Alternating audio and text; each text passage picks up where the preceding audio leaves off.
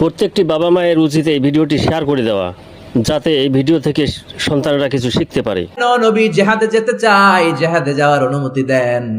বিশ্বনবী বললেন, ও সাহাবী, ঘরে আব্বা আম্মা আছে নাকি? সাহাবী বললেন, আছে। বিশ্বনবী বললেন, ফাফিহিমা ফাজাহিদ, ঘরে যাও, বাবা মার খেদমত করো। বাবা মার খেদমত করলে ঘরে বসেই জিহাদের সওয়াব পাবা। বাবা মার খেদমত করলে ঘরে বসেই জিহাদের সওয়াব পাওয়া যায়। চিল্লায় পড়েন আল্লাহু আকবার।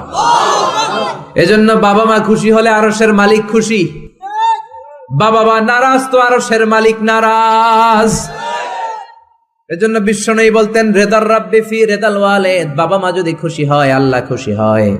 ওয়া সাখাতুর রাব্বি ফি সাখাতিল ওয়ালিদ, বাবা মা যদি নাখোশ হয়ে যায় আরশের মালিক আল্লাহ নাখোশ হয়ে যায়। এজন্য বাবা মার কাছ থেকে দোয়া নেয়ার দরকার আছে না নাই? বিশ্বনবী বলতেন, জান্নাতে দুইটা স্পেশাল দরজা আছে। একটা দরজার নাম আব্বা, আরেকটার নাম মানে আল আব, আরেকটা আল উম। এই দুইটা দরজা আমাদের ঘরে আছে না নাই? এজন্য বিশ্বনবী বলতেন, দুইটা দরজা তোমাদের ঘরে আছে। হুমা জান্নাতুকা ওয়া নারুক, বাবা মাই তোমার জান্নাত, বাবা মাই তোমার জাহান্নাম। এজন্য বাবা মার সাথে কেমন আচরণ করবা তোমাদের decision. The decision is years. তুমি ডিসাইড করবা তুমি জান্নাতে যাবা না জাহান্নামে যাবা।